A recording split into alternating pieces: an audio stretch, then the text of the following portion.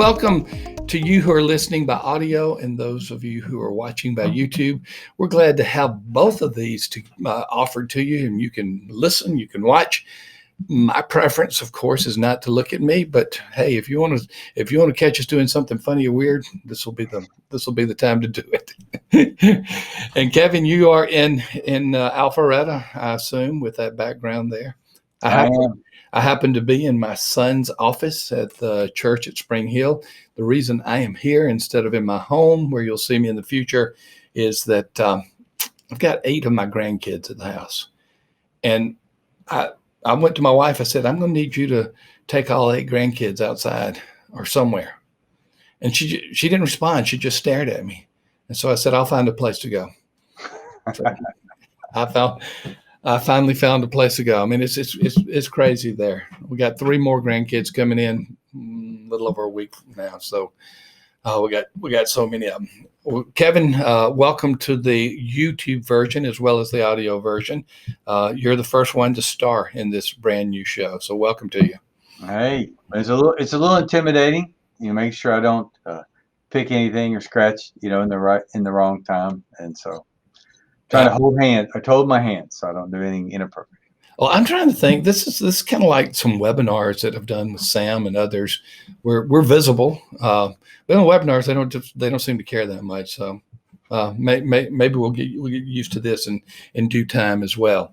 Well, this is Revitalize and Replant. It is sponsored by the North American Mission Board and churchreplanters.com. Go to that site, go to churchreplanters.com, look at all the resources there for church replanting, church revitalization, and then go to nam.net and look at all the resources for evangelism and for church planting and for disaster relief. And I could go on and on and on, but look at those resources.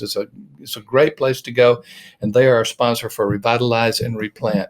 We're going to be talking about generational wars in the church today, and often when we talk about generational wars, the first thought that comes to mind is music. Certainly, music is one of the potential generational wars that are there. But what we're going to do today is we're going to talk about dealing with these generational wars. And maybe that's too harsh of a metaphor to call it a war, maybe battle. That's kind of a war to conflict or disagreements or tensions. But I think everybody gets the picture that sometimes generations do not like what other generations are doing. What have you seen as a pastor, Kevin, in some generational wars that you can recall in the churches you served or in stories you've heard? Yeah, I think it'd be more subtle, like you said, a battle or war kind of be of a exaggeration, but it's more subtle.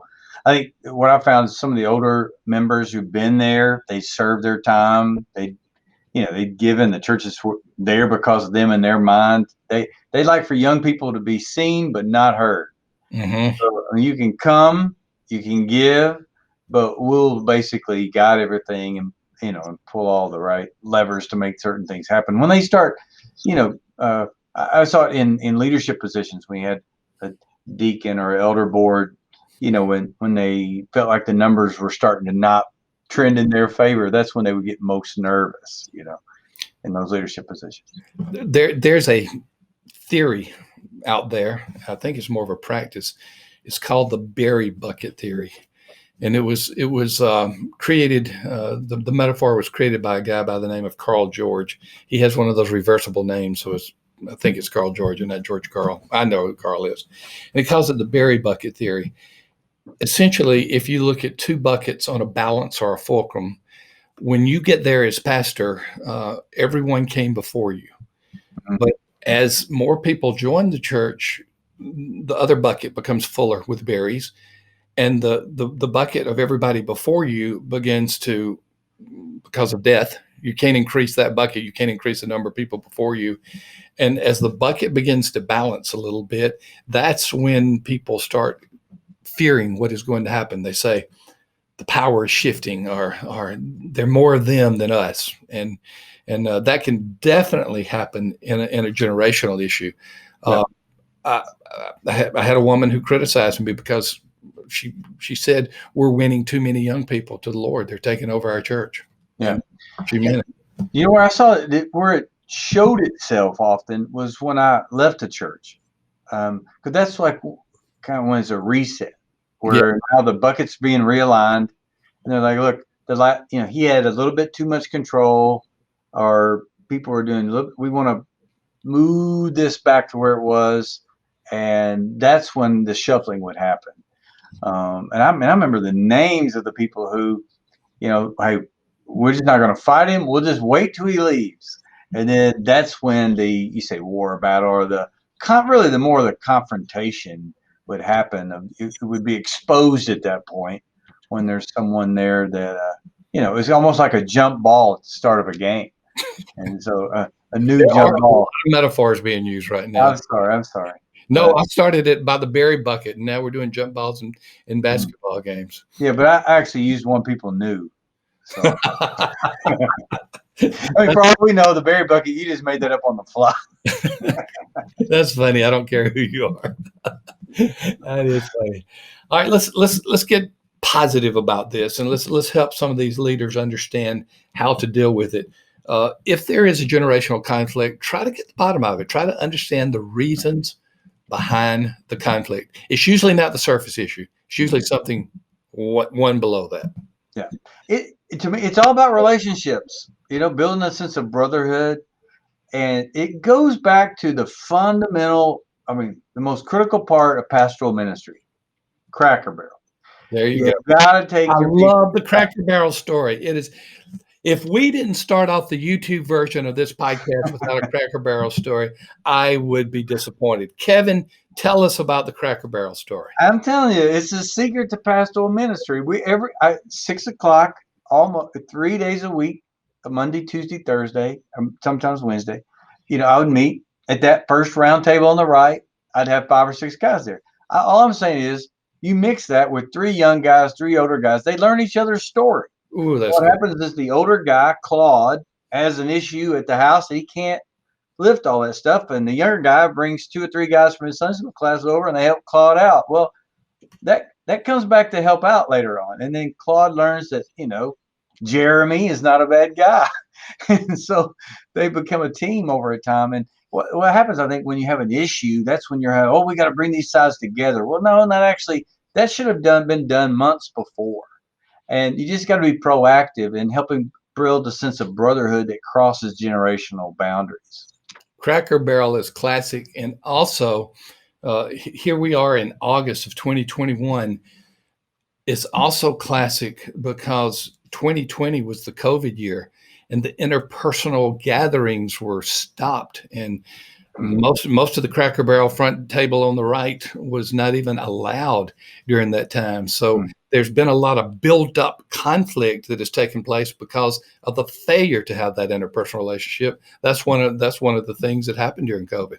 Yeah, I think it really does come down to a pastor using some good relational strategy here. Like, say, for instance, and I'm dating myself, but when you used to have deacons be assigned to certain people in the church, or widows, or different ones, so often they say, well, we're going to give them this older deacon because they know him, and I'd reverse it. I'd give them a young guy that I know would actually do the job, and he would connect with these older ladies who were the verbal momentum you needed out there to get things done in the church, and it really helped level the playing field, so to speak, or help them gain confidence in. Because when that guy come over and he got people to mow their yard or take care of an issue, I found they hadn't been serving in those roles that long, so they were still game to jump in there and get things done. And I think you just got to be strategic and not make the easiest fix, but think proactive, and not for an ulterior motive. You just want them to like each other, and to love each other as a church family. And it's healthy to get people outside their comfort zone. This is the classic for number 2 on our checklist here. Get representatives of the different generations talking to each other. That's Cracker Barrel. At Cracker Barrel. Now, Kevin, Cracker Barrel's not in every state, and this is also listened to internationally. So they've got to find a Cracker Barrel clone. Yeah, I don't know. I just don't know how I can help you. Relationships will be broken without Cracker Barrel. No, I've told stories before where it doesn't matter where you go, a bowling league, Waffle House. It's just about building relationships and being proactive and being intentional. You just got to be proactive and intentional. We talk here as we go to the third point, show examples of generational unity from other churches. You don't need the example from other churches. You've got the example here from the Cracker Barrel story of Kevin Ezell. And I can imagine we're releasing this on August 12th. What day of the week does this podcast come out? I'm trying to remember. Thursday? Okay, so it comes out on Thursday. I can imagine that a pastor's listening to this today, and right now he is changing his sermon illustration. And he's going to say, I was listening to a podcast with Kevin Ezell called Revitalize and Replant. And he was talking about generations working together and how they got together at Cracker Barrel. Now, I'm from Wisconsin. I have no idea what a Cracker Barrel is, but we are going to start doing that in our churches. You see, you have provided illustrative material now for this pastor to talk about church unity and generations getting together. There you go. Or simply, next week, he calls Claude and says, hey, Claude, I want you to go visiting with me. And they visit some of these. I used to take some of my youngest. I still remember Stan Stout, one of my youngest leaders. Stan Stout? Well, yeah, he's just a young leader I had in Marion, Illinois. And I'd say, it's so alliterative. That's why. Oh, yeah. But he went with me to some of these different visitations I made, and that just triggers relationships. And then the next Sunday they see him, and the churches aren't that big where you can connect with each other. It was. I think one of the things we had more fun mixing generations is we had everybody send in their wedding pictures, and then we numbered them, and then you had to guess, whose wedding picture it was. And our older folks loved that, especially if their spouse had gone on to be with the Lord, and the young ones would ooh and ah about how beautiful they were, and it was just a real sweet. That sounds hokey, I know, but I'm telling you, corn works. You do not underestimate corn, and it'll work. Now, folks, we're talking about getting generations to work together, and you've heard it from Kevin Ezell. Cracker Barrel is the place, and corn works. He was talking about corning. He wasn't talking about the edible corn, but they're possible mixed metaphors that you can do something about that. And that's the point we talked about, is get members of different generations working together in ministry. I got two names for my story, and I know you probably have some too. One of them is Jobson. I've never mentioned Jobson. I don't think on any of the podcasts I've done. So Jobson, I think this is the first time I've used this illustration. Jobson was a senior adult who volunteered with the bed babies every single Sunday. I mean, every Sunday. She had a rocking chair. She rocked them. They loved her. They would go to sleep immediately with Jobson. She'd put one in the bed, and then she'd pick up another one.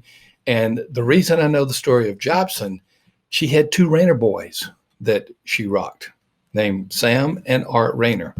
And when I heard a few years ago that she died, I actually had a tinge of sadness. Hadn't seen her in decades, but I just remember how much I loved Jobson because of how much she loved the kids. Mm. And as a result, my whole view of the senior adults of that church was through the lens of Jobson.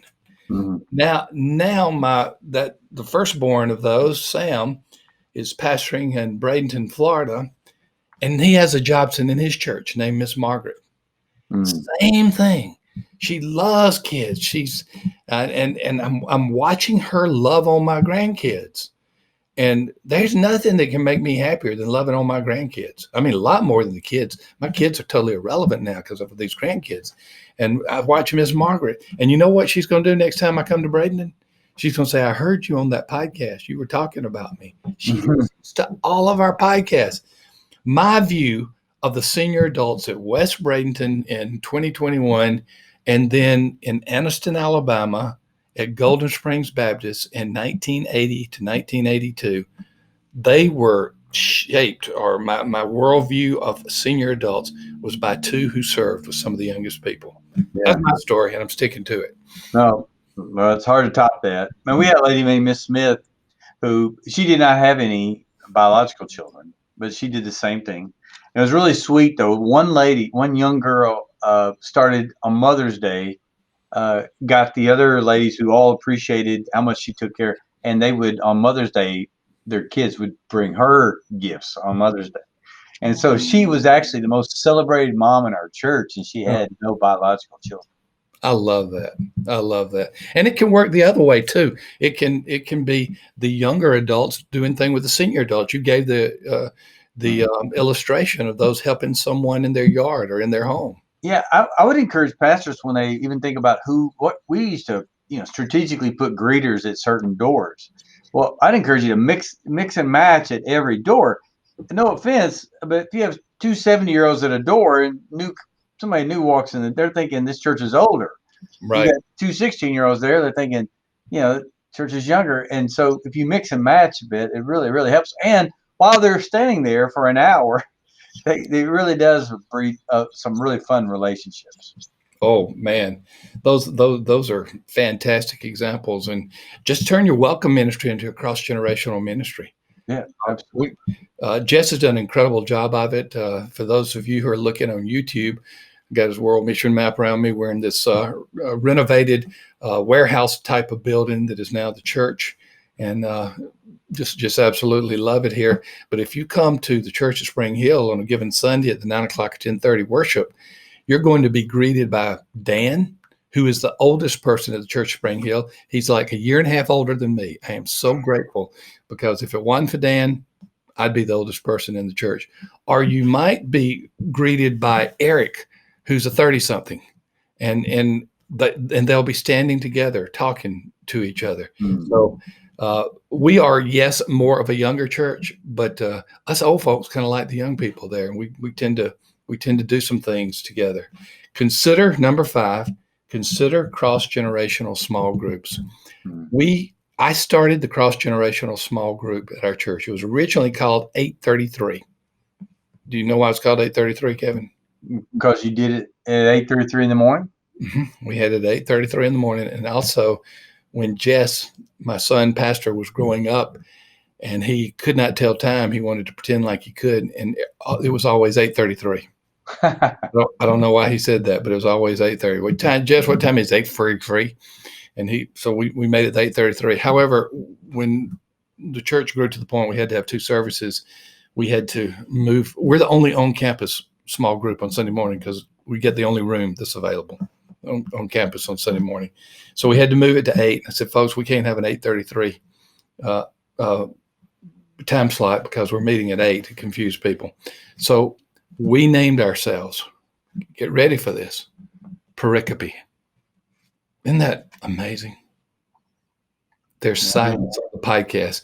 Kevin Spratt staring at me, Amy Jordan staring at me, and Kevin Ezell is saying, what in the heck is he talking about, and how do I feel this? Well, how do I spell it? That's what I'm thinking. You spell it like pericope, Pericope. Well, I was preaching for Jess in a sermon sometime back a year ago. And when I was preaching, I said, and as we're looking at this pericope is a set of verses. And everybody just kind of thought it was hilarious that I was trying to talk smart, that I was trying to act like I had some kind of theological training or something like that. And so when I asked my class what the name of our class should be, I said, pericope, because that's what we remember you for, saying pericope. We had to come back and say, now, what was that word? Pericope. It's a set of scriptures that you're studying. What was the age range in your class? I'm the oldest. And I figured that. I mean, who would be the youngest? I'm 66 years old, and we have 30-somethings in the class. Oh, that's fantastic.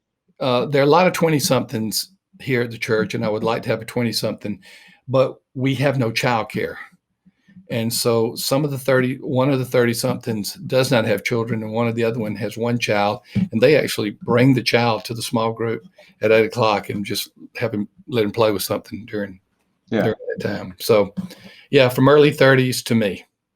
Yeah, and I would encourage pastors, if they don't have multi-generational small groups, to at least incorporate them. I know one of the things our younger couples did is they would bring strategic older couples in and share, hey, how has your How has your marriage lasted 40 years? What is the secret to 50 years of marriage? And there's a lot of ways to affirm them by their own just act, and it's hilarious. I mean, some of these people you think won't come out of their shell, all of a sudden they come out, in a big way, and they're much more unguarded with their language. What they'll of things they don't hold back. They're much more transparent. That's what I'm That's trying. funny. I like it. Well, we started off by talking about generational wars. That was my chosen title for this podcast, and Kevin and I both dialed it down a little bit. Maybe generational conflict or generational tension. Wars is probably too strong a metaphor, as battles probably is as well. And we've gone through 5 ways to deal with it in a positive way. So I think this is a pretty good start to the podcast that is now on YouTube. We've been doing this podcast for a long time. I'm not sure what number this is, but we've been doing it for a long time. And now this particular podcast is the number 1 podcast, the first one on both YouTube and, of course, if you're listening to it through Audible means as well. So, thanks, Kevin. You've always been a superstar, but now you are a visible superstar on Revitalize and Replant. It's just fun to be around you, brother. I enjoy battering anything around with you. So. Whatever it may be. And we thank Kevin Spratt. We thank Amy Jordan. I didn't know you couldn't see them. They're hidden from view. It's kind of weird. And always, my friend Akeem, I know you're in the background too, working on all the things that you work on. Akeem Abdul-Marella is a good friend of ours, and he's going to be working with us a lot on this podcast as well, especially now that we have gone, in addition to audio, to YouTube. So thank you again for listening to Revitalize and Replant. Continue to join us. It's Kevin Ezell, Mark Clifton, and I am Thom Rainer. Continue to help you grow healthy churches together.